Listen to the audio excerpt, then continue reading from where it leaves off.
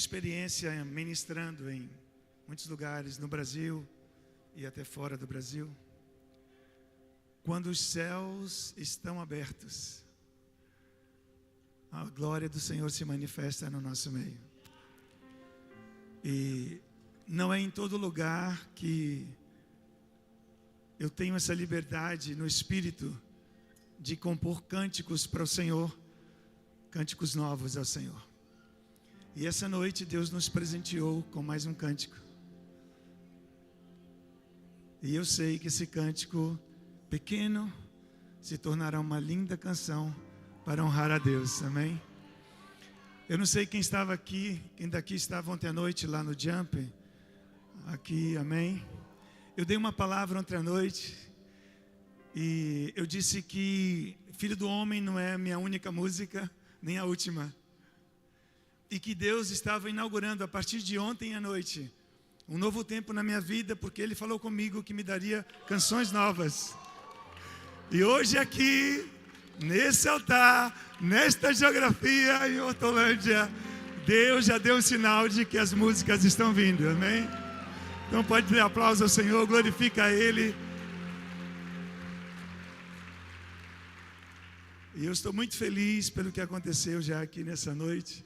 Eu podia já voltar para casa, mas eu sei que Deus tem algo para nós nessa noite, porque Deus colocou uma palavra no meu coração para compartilhar com vocês, e eu vou falar sobre um adorador liberto, liberta uma nação. E nada melhor do que experimentar momentos de adoração livre, como tivemos aqui nessa noite, como um sinal de que isso é uma realidade. Êxodo capítulo 3, versículo de 1 a 14, é um texto que tem algumas coisas bem interessantes acerca de Moisés como grande libertador. E eu quero destacar isso hoje com vocês. Êxodo 3, de 1 a 14. Diz assim: Moisés pastoreava o rebanho de seu sogro Jetro, que era sacerdote de Midian. Um dia levou o rebanho para o outro lado do deserto e chegou a Horebe, o monte de Deus. Ali o anjo do Senhor lhe apareceu numa chama de fogo que saía do meio de uma sarça. Moisés viu que, embora a sarça estivesse em chamas, esta não era consumida pelo fogo. Que impressionante, pensou, por que a sarça não se queima? Vou ver isso de perto. O Senhor viu que ele se aproximava para observar, e então, do meio da sarça, Deus o chamou. Quem chamou? Deus o chamou: Moisés, Moisés, eis-me aqui, respondeu ele. Então disse Deus: não se aproxime. Tire as sandálias dos pés, pois o lugar em que você está é terra santa. Disse ainda: eu sou o Deus de seu pai, o Deus de Abraão, o Deus de Isaque, o Deus de Jacó. Então Moisés cobriu o rosto, pois teve medo de olhar para Deus. Disse o Senhor: de fato, tenho visto a opressão sobre o meu povo no Egito, e também tenho escutado o seu clamor por causa dos seus feitores, e sei quanto eles estão sofrendo. Versículo 8: por isso desci para livrá-lo das mãos dos egípcios e tirá-los daqui para uma terra boa e vasta, onde manam leite e mel, a terra dos cananeus, dos hititas, dos amorreus, dos ferezeus, dos heveus e dos jebuseus. Pois agora o clamor dos israelitas chegou a mim, e tenho visto como os egípcios os oprimem. Vá, pois, agora, eu o envio ao faraó para tirar do Egito o meu povo, os israelitas. Moisés, porém, respondeu a Deus: quem sou eu? Quem sou eu para apresentar-me ao faraó e tirar os israelitas do Egito? Deus afirmou: eu estarei com você. Esta é a prova de que sou eu quem o envia. Quando você tirar o povo do Egito, vocês prestarão culto a Deus neste monte. Moisés perguntou, versículo 13: quando eu chegar diante dos israelitas e lhes disser: o Deus dos seus antepassados me enviou a vocês, e eles me perguntarem qual é o nome dele, que lhes direi? Disse Deus a Moisés: eu sou o que sou. É isso que você dirá aos israelitas: eu sou, me enviou a vocês. Vamos orar. Pai, no nome de Jesus, nesta noite nós estamos diante da Tua palavra mais uma vez. Cremos que ela não voltará para Ti vazia, sem que antes cumpra em cada um de nós os teus propósitos, os teus desígnios. E que nesta hora, ó Deus, as nossas mentes estejam cativas ao ensino da Tua palavra, pelo Teu Espírito Santo, Ruach HaKodesh, que já se move nesse lugar. E que ao final desta reunião possamos declarar: grandes coisas fez o Senhor por nós. Sim, grandes coisas fez o Senhor por nós. Por isso estamos alegres. Em nome de Jesus. Amém e amém. Um adorador liberto liberta uma nação. Esse texto, ele fala de um momento em que Moisés se encontra com Deus, de uma forma única. Ele estava pastoreando o rebanho do seu sogro Jetro, e de repente ele vai para uma outra direção. Ele sai de algo que era comum. Dizem que Moisés era melancólico, eu não sei, mas parecia ser metódico. Então, se ele fosse melancólico, talvez eu pareça um pouco com ele. E eu gosto das coisas metódicas, eu gosto de seguir processos. Então, eu gosto de fazer rotinas. E aí eu penso que Moisés estava lá fazendo a rotina com o rebanho, e de repente algo despertou na vida dele, ele vai para uma outra direção. No mesmo lugar, no mesmo monte, mas numa outra direção. E exatamente nesse momento em que o próprio Deus chama a atenção de Moisés. E aí, nesse momento, existe algo que mexe muito com ele, porque Deus chama a atenção de Moisés com o sobrenatural.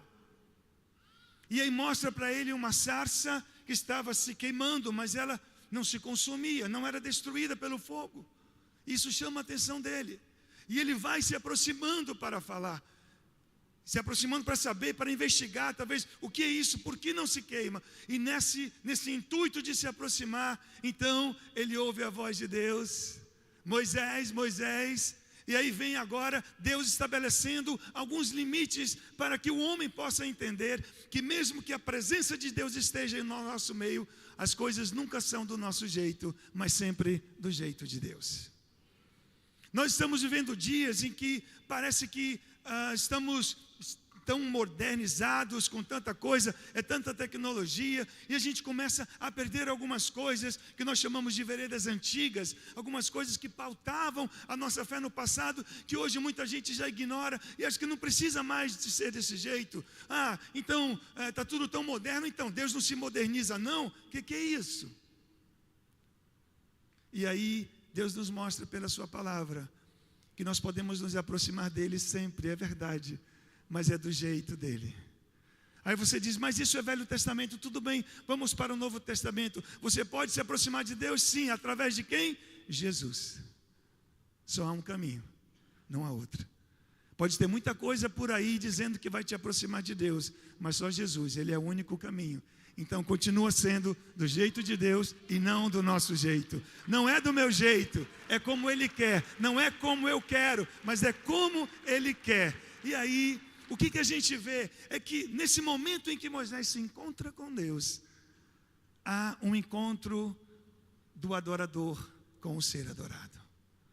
Moisés precisava de uma nova identidade, e só um mover sobrenatural poderia colocá-lo de volta na sua missão.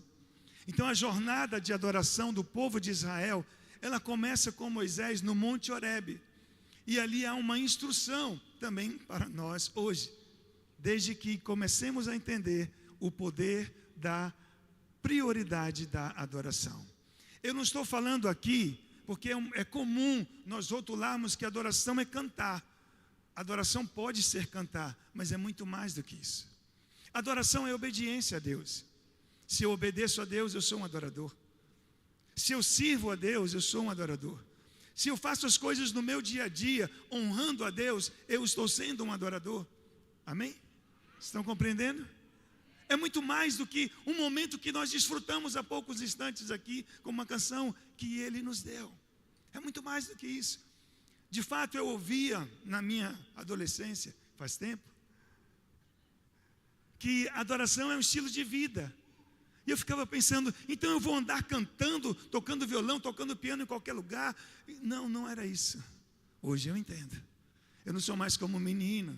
Hoje eu estou maduro na minha fé. E eu entendo que eu posso adorar a Deus no meu trabalho, eu posso adorar a Deus quando eu estou dirigindo, eu posso estar em espírito de adoração o tempo todo. Eu costumo ir ao supermercado, eu faço compras, e às vezes quando estou voltando para casa, chega no meu celular uma lista. Amor, você podia trazer isso? Tá bom. Aí eu entro no supermercado, mas aquilo é uma pegadinha, porque não é só aquele único item. Daqui a pouco chega uma fotinha. Eu esqueci, eu tinha anotado essa listinha aqui. Tá. E aí eu vou. E quando vem desorganizado, aí vem assim um material de limpeza que ela viu que estava faltando, e depois um item, né, de um queijo, alguma coisa ali, um laticínio, puxa, está errado, tem que arrumar primeiro para conseguir comprar. Aí eu fico digitando no celular, porque eu tenho que seguir uma rota, né? E aí aí às vezes eu estou chegando no caixa, ufa, consegui, né? Cumpri a minha missão. Eu estou ali ouvindo canções, adorando, lendo a Bíblia, ouvindo a Bíblia. Eu estou me conectando com Deus e tenho que conectar muito com Deus, porque eu estou indo para o caixa, pagar aquela compra. Aí de repente eu estou no caixa e vem, amor, esqueci isso. Aleluia. Claro que eu sou o único que passa por isso, né? Claro. Aí eu penso, se eu não fizer isso agora, eu vou ter que voltar depois. Então, peraí, vai comprar. E eu acho legal, quando chega no final, eu cumpri tudo. Está aqui, cumpri a missão. Mas o que é importante disso é que eu estou fazendo isso honrando a Deus. Eu me conecto com Deus. Eu procuro me conectar. Eu vou para a academia de manhã cedo. Agora eu estou falando só porque eu estou indo, claro. Né? Eu tenho que falar para eu continuar me motivando. Terminei a 5ª semana, já começo de novo essa semana. Mas eu vou para a academia de manhã cedo, e aí, quando eu chego na academia, eu ouço a Bíblia. Porque eu preciso ficar conectado com as coisas de Deus. E aí, como eu sou um influenciador, não um influencer, mas um influenciador, eu já levei minha esposa para malhar junto comigo, porque ela malhava toda semana em casa. Há anos que ela faz isso. E eu não conseguia fazer em casa. Ela tem pezinho, ela tem elástico, ela tem tudo. E ela põe na TV com a professora dela lá e começa a malhar. E se a gente estiver vendo TV na sala, dá licença que o horário é meu. Segunda, quarta e sexta, religioso, ninguém entra. Mãe, mas a série, esquece a série. Agora é o meu momento. E isso para mim foi um grande exemplo. Como eu não conseguia fazer em casa, a não ser caminhar, eu tenho que pegar peso agora, que a idade chegou. Eu já tenho netos, então eu tenho que estar forte para segurar os netos. Fui para a academia, estou fazendo. E aí, quando eu estou ali, eu estou colocando Deus como prioridade. Isso também é adoração. Mas aí eu quero falar sobre 3 aspectos dentro dessa fase de um adorador liberto para libertar uma nação. A primeira é a descoberta, que é algo que acontece ali. A descoberta, a adoração é o ponto de partida para o mover de Deus. A adoração é o ponto de partida para o mover de Deus. Deixa eu lhe falar uma coisa, como nós começamos o Ministério Internacional da Restauração. Apóstolo René foi enviado por Deus a Manaus. E eu era já membro da Igreja Batista Memorial e já tocava violão nos cultos da juventude, que na época, em 1800, se chamava Mocidade. Eu fui líder da Mocidade, fui líder juvenil, e eu já ministrava louvor. Meu pastor chega, e ali começamos uma história, uma igreja de tradição. Não tinha instrumentos maravilhosos como esses, não tinha. Nós tínhamos um piano acústico, piano de armário, da marca Fritz Dobert, que eu afinei em rebeldia, porque estava desafinado, e eu não conseguia tocar no piano desafinado. E um dia eu peguei uma chave de piano e fui lá escondido e afinei o piano da igreja. Chegou no domingo, meu pastor, antes do apóstolo René, me chamou: Gilmar, o que você fez com o piano da igreja? Eu? Por quê? Porque o piano está afinado. Isso não foi votado em assembleia. O pianista sofria todo domingo e eu também, porque me incomodava ouvir os hinos no piano desafinado. Eu não aguentei, fui lá, afinei o piano. Fui chamado a atenção. Você poderia ter destruído um piano. Como você ia comprar uma corda e ia vender pitomba? Você não sabe o que é isso? É uma fruta que tem lá no Amazonas. E na minha casa tinha uma árvore gigante. E aí ela dava tanta pitomba que a gente colocava o cachinho e colocava às vezes para vender, porque não vai estragar. Eu ia vender pitomba, não gostava, ficava todo constrangido de vender, mas eu ia lá vender para pagar a corda. Mas ele me chamou a atenção. Não foi votado, a Assembleia não votou, a diretoria da igreja, os diáconos disseram: por que afinaram o piano? Porque precisa. E aí eu cresci nessa estrutura. E aí, quando o apóstolo René chega, começa algo poderoso, um avivamento no nosso meio. E a marca que trouxe para nós, dentro desse ministério, foi adoração e palavra. Uma igreja que tem um nível de adoração, não estou falando de cânticos só, de entrega, de oferta, de dedicação, de serviço, de amar estar na presença do Senhor com os nossos irmãos, ela faz a diferença aonde ela está. Com certeza essa igreja aqui é adoradora. Com certeza, e com certeza a palavra daqui é abundante. Porque ovelha só fica onde tem pasto suculento. E aqui deve ter, com certeza. Vocês estão aqui bem alimentados. Amém? E foi isso, essa foi a marca, o início do ministério. E ainda tem sido até hoje. Então nós buscamos, porque nós entendemos que a adoração a Deus é uma prioridade. E se a gente quer experimentar verdadeiramente esse mover de Deus, a adoração então é o ponto inicial. É o ponto de partida, é você colocar a Deus em primeiro lugar, sempre. Escute, nós não podemos nos acostumar a fazer as coisas.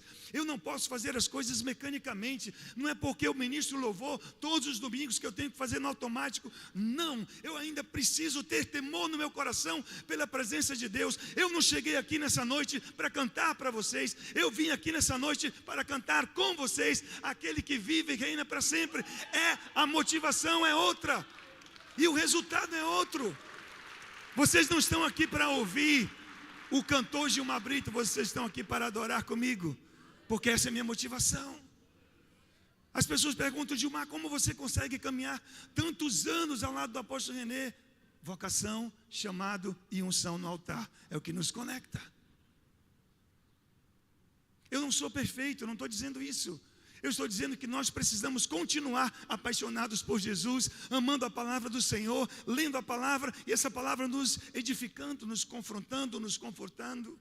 É isso, precisamos continuar sendo crentes todos os dias. E não podemos nos cansar, porque a eternidade nos espera, e é muito maior do que tudo isso. Então a nossa motivação está lá na frente.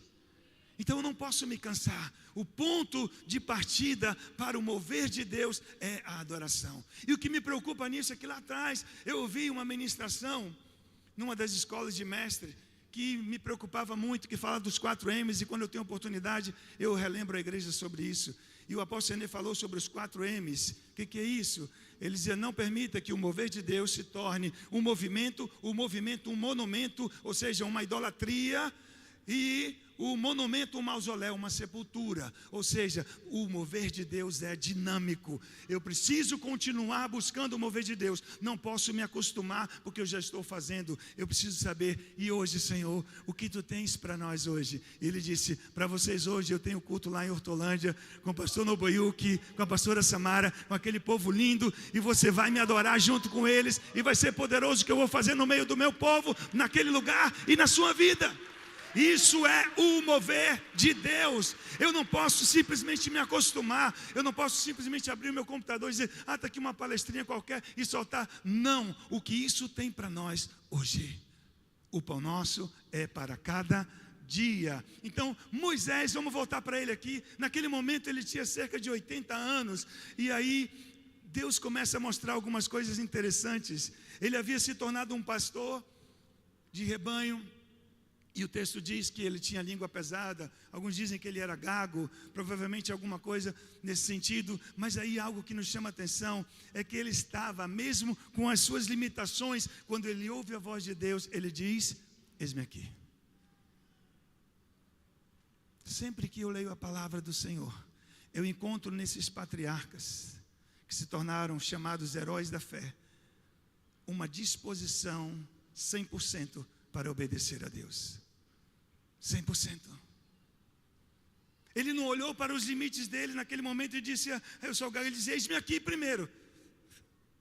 É como, Gilmar, eis-me aqui. Eu cresci numa igreja onde minha mãe me ensinou a palavra de Deus, e ela contava para mim a história de Samuel.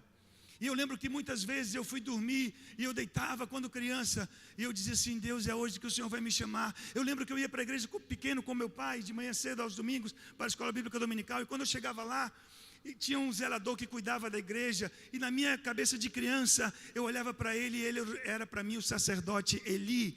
E eu queria ser esquecido no templo, porque eu queria ouvir Deus me chamar na madrugada, dizer, Gilmar, só para dizer, eis-me aqui, Senhor. Quantas vezes no domingo à noite, como hoje, eu ficava deitado no banco, e eu fingia que eu estava dormindo, porque eu queria que meu pai me esquecesse, só para poder eu falar com Deus e dizer, eis-me aqui, Senhor. Esse foi o meu contexto de vida. Isso me marcou tanto que quando eu cheguei na minha adolescência, as questões de tentação vieram e eu dizia não, porque eu disse, eis-me aqui, Senhor. Eu me entreguei para Ele com 12 anos, eu me batizei e eu disse, eu pertenço ao Senhor. E eu disse não para tudo que veio à minha volta, que queria me tirar do centro da vontade de Deus. Então hoje, ainda, Deus está falando conosco, e Moisés disse, eis-me aqui, e nessa noite, Deus quer que nós, cada um de nós aqui, possa dizer, quando ouvir a voz dele na sua direção, possa dizer, eis-me aqui, Senhor. Deus chama o adorador, Deus convida o adorador para o encontro da adoração. Qual tem sido a sua resposta diante dessa chamada de adoração? No primeiro momento, Moisés ele queria salvar os israelitas na força do seu braço, mas não deu certo. E aí, quando nós fazemos as coisas do nosso jeito, nós podemos até abrir portas de legalidade para que a morte visite, talvez não uma morte física, mas uma morte emocional, nas nossas emoções, da frustração, e as coisas podem interromper na nossa vida. Moisés teve que aprender a depender de Deus, pois somente com Deus uma nação pode ser liberta. Escute isso, somente com Deus uma nação pode ser liberta. Eu vou ter muito zelo com o que eu vou falar aqui agora. Ainda que precisamos nos politizar, não é a política que vai mudar a nação, é Deus. Precisamos nos posicionar? Sim. Mas precisamos ter cuidado. Porque se nós depositarmos a nossa confiança no homem, Deus saiu do centro. E aí nós vamos sofrer as consequências. Deus está nos dizendo, venham para mim. Uma nação só é liberta se tiver Deus. Estratégias humanas, governos humanos não libertam uma nação. Olhe para a nação de Israel. Olhe para esse contexto. Eles estavam escravizados por 400 anos. Porque eles se acomodaram com aquele lugar, com aquela geografia que lhes era favorável. E aí Deus envia um libertador, que entende que eles precisavam voltar-se para Deus. Somente com Deus uma nação experimenta um verdadeiro avivamento. No versículo 8 do capítulo 3 de Êxodo, ele diz assim, ok, eu vou te enviar, mas ele diz, eu os livrarei. Eu os livrarei. Deus diz isso. Só que ele dá uma missão para Moisés. Deus disse, eu os livrarei.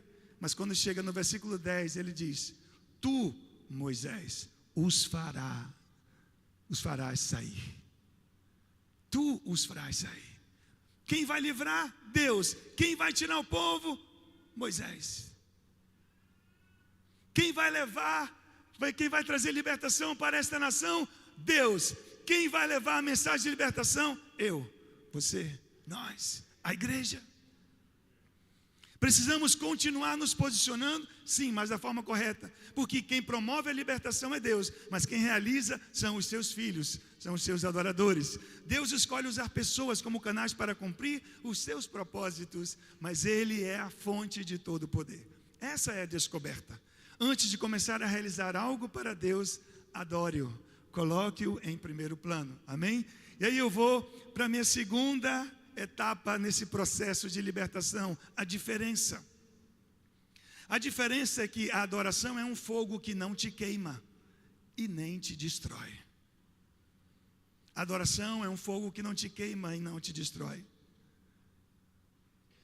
Anteriormente, Moisés já havia feito o possível para fazer o que ele achava, mas não funcionou.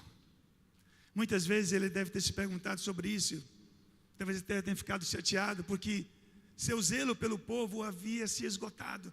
Mas quando o zelo de Moisés, o zelo natural dele se esgota, ele abre espaço para que o zelo de Deus entre em operação. Quando o nosso zelo se esgota, nós abrimos espaço para Deus se manifestar. Contudo, o que nós vemos é que Moisés encontrou Deus na sarça. E ele encontrou um fogo que não se consumia. Um fogo que não destruía, não corroía a vida. E que fogo é esse? Capítulo 3, versículo 2 de Êxodo, que nós lemos, ele diz: ali o anjo do Senhor lhe apareceu numa chama de fogo que saía do meio de uma sarça. Moisés viu que, embora a sarça estivesse em chamas, esta não era consumida. Quando nós falamos sobre fogo, a palavra fogo na Bíblia fatalmente nos leva para algumas situações, dentre elas Atos capítulo 2, versículos de 1 a 4, ele fala: chegando o dia de Pentecostes, estavam todos reunidos num só lugar. De repente veio do céu um som como de um vento muito forte e encheu toda a casa na qual estavam assentados. E viram, versículo 3, e viram o que parecia línguas de fogo. Então na Bíblia, quando nós lemos sobre fogo, nós nos lembramos diretamente do Espírito Santo. O Espírito Santo é um fogo que queima em nós, mas ele não nos consome, ele não nos destrói. Pelo contrário, ele nos alimenta, ele nos dá vida. Deus chama Moisés para se aproximar, se firmar na sua obra duradoura, e não em obras de esforços humanos que se desgastam, que se esgotam, porque o fogo de Deus em nós realiza em nós os propósitos de Deus sem nos destruir. Escute isso. Quando nós estamos caminhando no mover do Espírito Santo, nós não somos, a nossa vida natural não é destruída. Como assim? Eu posso fazer a obra de Deus. Se eu entro na força do braço, eu me canso. Ok, é natural cansar.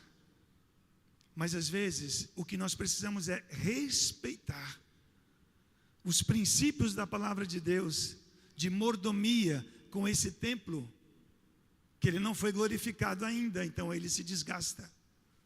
Isso é algo que Deus ministrou para mim, ministrou ao meu coração, que às vezes nós achamos que estamos fazendo tantas coisas para Deus, e o nosso tempo é engolido, e nós ficamos sufocando, e Deus está dizendo: volta para o centro da minha vontade, deixa que o Espírito se mova, porque senão a gente vai se esgotar e achando que porque eu estou fazendo para Deus, então Ele vai quebrar os princípios da minha natureza humana que Ele criou e vai me dar um superpoder que eu vou conseguir vencer como se fosse um super-homem. E Deus está dizendo que nós precisamos de uma coisa, que nós como igreja cristã não respeitamos um princípio do descanso, que na Bíblia é chamado de Shabat, e muitas vezes a gente tem medo e foge disso para não sermos apelidados de judaizante. E eu quero lhe lembrar que o Shabat nasceu antes do judaísmo, nasceu antes do povo hebreu, nasceu lá na criação, quando Deus estabelece um princípio e disse: descanse. Em 6 dias Deus trabalhou, no 7º Ele descansou. Se Ele nos deu o exemplo, a gente tem que fazer o mesmo. Aí a gente ignora um dia de descanso pelo menos. E a gente está se perguntando, depois vem: pastor, ora por mim, eu estou com a saúde debilitada. Claro, a gente não descansa. Mas eu estou fazendo a obra de Deus, então deixa que Deus se mova. Porque não é na força do seu braço, não é o seu zelo natural, é o zelo de Deus. Descansa nele, entrega para Ele. A questão é que a gente acha que a gente já aprendeu o suficiente e não precisa mais. Deixa eu dizer algo: Deus não se incomoda que você peça ajuda para Ele. Deus não vai chegar para mim e dizer assim: ô Gilmar, o que é isso? Você tem 55 anos, você já é avô. Não vou nem te responder isso daí, você já sabe. Deus não faz isso. Ele continua sendo Pai, e Ele sabe que nós estamos num processo chamado santificação, que só vai terminar na volta do Messias. Então, até lá, eu preciso entender os princípios da palavra de Deus. Um outro detalhe que eu quero te lembrar rapidamente, é que quando lá no texto de Jeremias, Deus fala sobre o vaso quebrado na mão do oleiro, o vaso estava na mão do oleiro, e Deus me ministrou nesse texto, estamos em processo. Significa que enquanto a gente estiver aqui, a gente está em processo.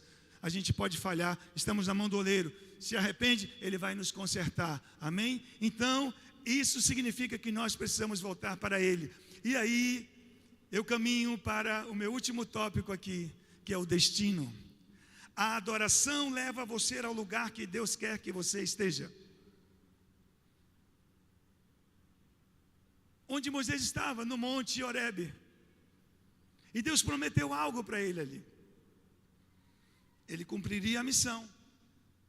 E depois que ele cumprisse a missão, para provar que o que Deus estava falando, que era Deus quem estava falando com ele, ele iria voltar naquele lugar. Isso está lá no capítulo 19 de Êxodo, você pode ler depois.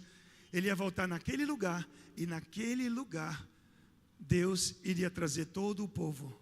E foi exatamente o que aconteceu. A adoração leva você ao lugar que Deus quer. A adoração é a chave para a libertação, é a chave para um grande avivamento. A libertação é definida como um desbloqueio de todo o potencial criativo de uma pessoa e de um destino almejado. Moisés era um homem que não sabia quem ele era. Se tornou o maior libertador do mundo. Moisés compôs cânticos para Deus. Moisés escreveu salmos. Moisés escreveu livros para Deus. E não só isso, Moisés foi usado por Deus para construir um centro de adoração no meio do deserto chamado Tabernáculo. E dali se tornou um modelo que apontava para a vinda do Messias Yeshua como Cordeiro Pascal que passaria pelo altar do sacrifício. Moisés encontrou a sua identidade, a sua libertação, o seu destino em um contexto chamado a adoração. E isso é o fundamento de toda a vida. Quando nós encontramos nessa pedra fundamental que é Jesus, a verdadeira adoração, o próprio Deus. Esse é o destino. À medida que você se aproxima para entender quem é Deus, através da adoração, você também aprende quem é você. Amém. É isso. Amém? Vamos ficar de pé? Eu quero fechar cantando uma canção. Eu acho que vocês conhecem.